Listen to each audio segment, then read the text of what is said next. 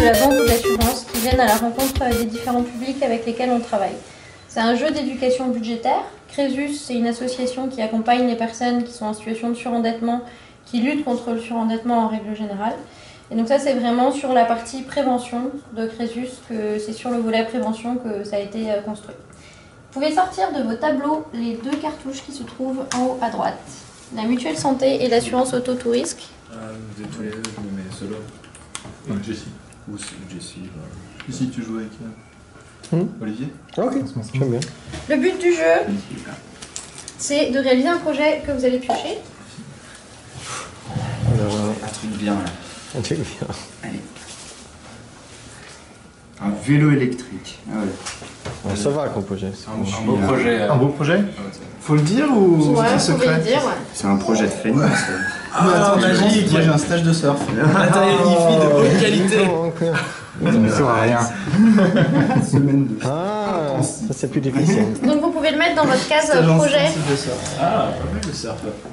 avec le côté où il y a écrit la somme dessus, ici. In the Là, tu peux le mettre dans la case projet. Voilà.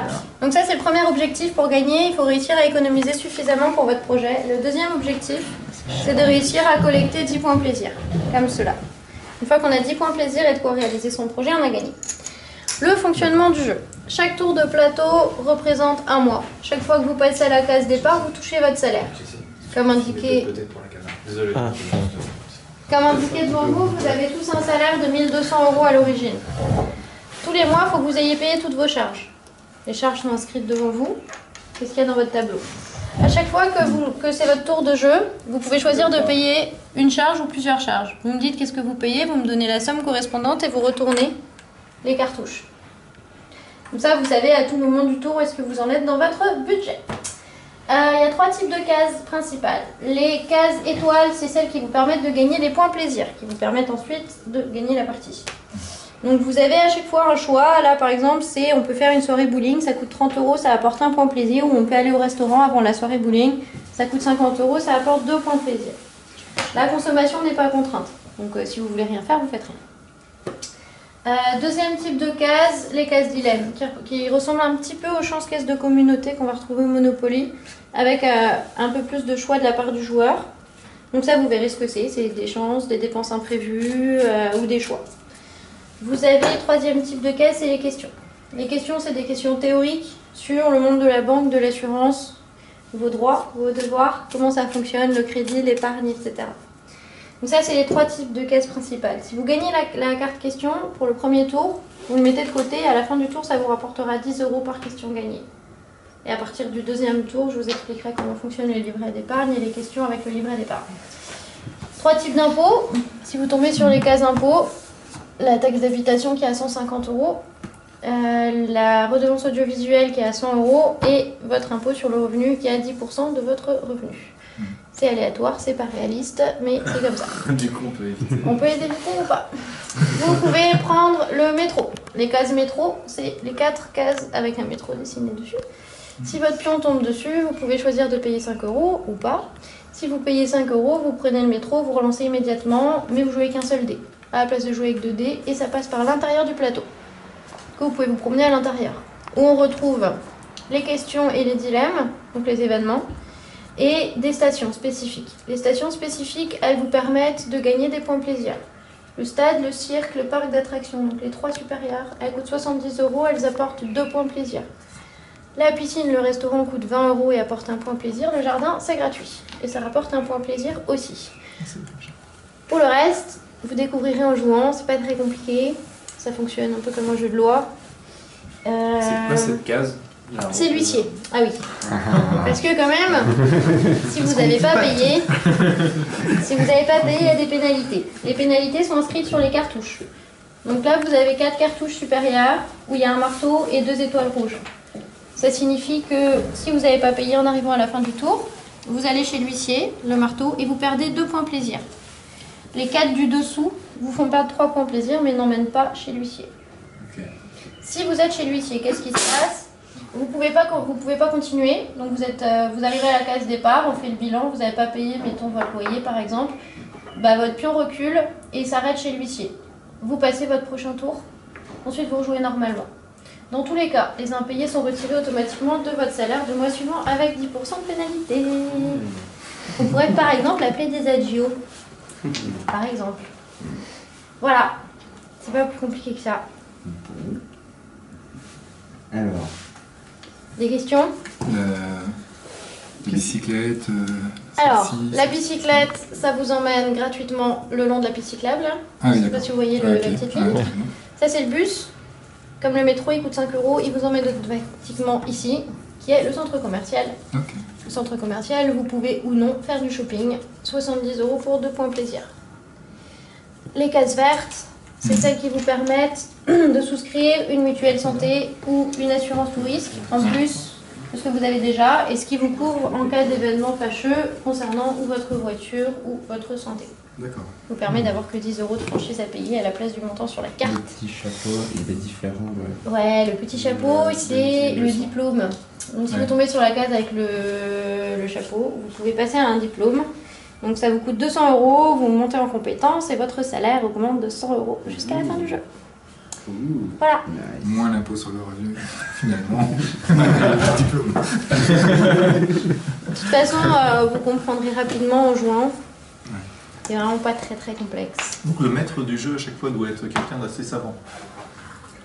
Il vaut mieux qu'ils connaissent le monde de la banque et de l'assurance. Et qu'ils sachent calculer aussi. Globalement. Donc oui, un petit peu. Et après, je vous expliquerai le modèle de développement justement pour qu'on arrive à ce que n'importe qui puisse s'animer sans forcément avoir des compétences 100% béton sur l'assurance et la banque puisque personne ne les a. Quand on va jouer avec des assureurs, ils en apprennent sur la banque et réciproquement. Donc voilà. Magnus, C'est à moi? Oh non. quelle couleur? Alors, quelle couleur? Ben, je vais prendre le noir, moi. Ouais. Je suis pas d'accord. Alors, 6. Alors tu peux prendre une mutuelle santé ou une assurance touriste pour ta voiture. Ça te rajoute en frais fixe 30 € par mois pour la conserver, mais ça te protège contre, si tu prends la mutuelle par exemple, ça te protège contre Les accidents qui pourraient arriver avec. Voilà. Non, moi je suis pas très mutuel. Non. Non, je vais faire 100 pour l'instant. On va voir quel verra bien. Alors, 5. Une question. Alors, vous n'avez pas vérifié que vous aviez l'argent sur votre compte avant de faire un chèque et celui-ci est rejeté. Votre banque peut-elle vous demander de rendre votre chéquier? On va dire oui. Oui. Donc la banque est obligée, si vous faites un chèque sans provision, elle est obligée de vous prévenir d'abord. Et ensuite, vous avez 24 heures, ça dépend de la banque, pour régulariser la situation. Et sinon, elle est obligée de vous signaler. D'accord. Et vous êtes inscrit sur un fichier. Et j'ai le droit de rejoindre quelque chose? Non. Juste pour un chèque. Vas-y. Tu gagnes des points ou pas? En général, ils vont pas vous reprendre votre chéquier au premier instant. Et C'est trop facile si j'avais perdu. Rien, l'ignorance On n'est est pas mieux là-bas. pénalisée. On doit éviter tous les impôts.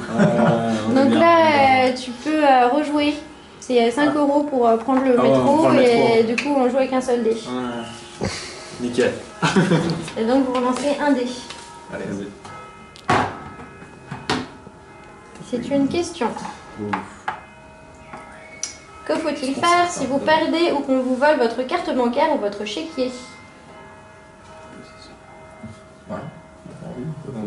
Et où est-ce que vous trouvez l'information nécessaire? Ça veut dire quoi faire opposition?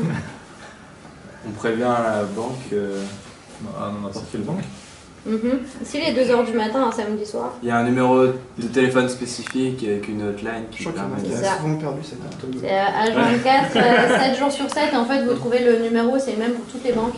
D'accord. Et il est affiché sur les banques ou dans les distribanques. Et vous pouvez le trouver facilement. Magnifique. Je ne savais pas. C'est pas le même numéro pour la carte et pour le chèque. Dans les deux cas, vous le trouvez sur internet, mais si vous avez fait voler votre sac avec votre téléphone, vous n'avez pas internet non plus. Ah, du coup, vous avez gagné pour jouer? Non, non, non. Non, j'ai eu peur. J'ai fait plaisir. J'ai joué pour nous. Vas-y, vas-y. C'est pas rigolo. Oh là là. Ouais, quand même. 1, 2, 3, 4, 5, 6, 7, 8, 9, 10. Bim! Ah bah mince alors. C'est 150 € de taxe d'habitation. Et en paper. On vit dans quel monde du coup dans Dilem? On est en France ou on est dans quel... On est dans la ville s'appelle Dilem et se trouve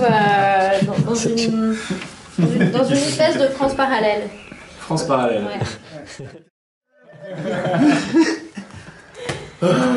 C'était beau.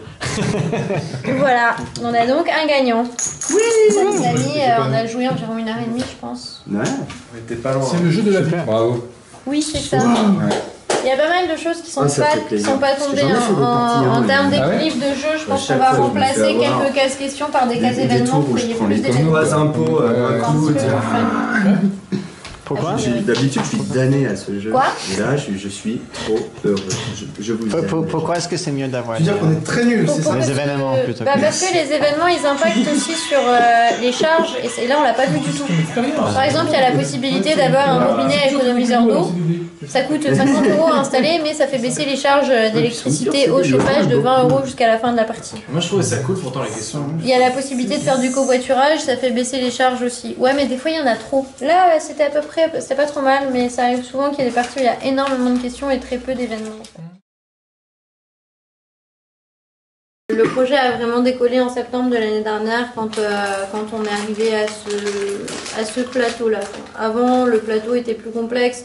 Ça atteignait ni les objectifs ludiques ni les objectifs pédagogiques, donc c'était pas très exploitable. Ce qui est compliqué, c'est qu'il y a un maître du jeu aussi, pardon, excuse-moi de te Ouais. couper.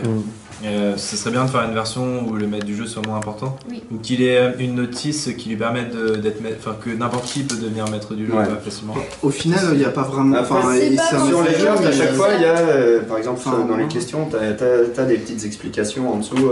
Si tu connais pas l'assurance, par exemple, carte bancaire, chèque, machin, il y a toujours un commentaire en dessous pour.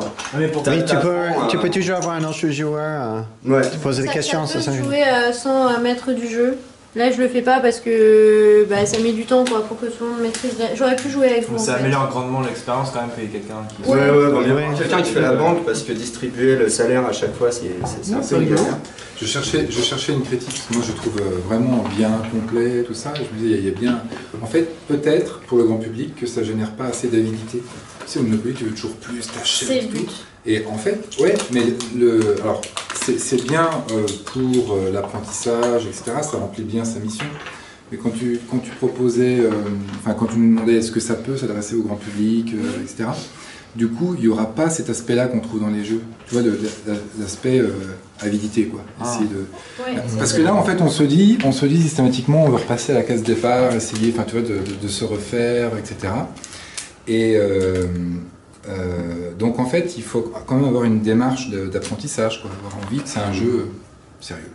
Et peut-être si justement il y avait plus d'emphase sur les espèces de petits coups que tu pourrais faire aux autres équipes, quoi. Oui, justement, j'allais dire, Ouais. s'il y avait un peu plus d'interaction avec l'autre équipe. Oui. C'est très monojoueur en fait. Ouais. Mais Est-ce que vous avez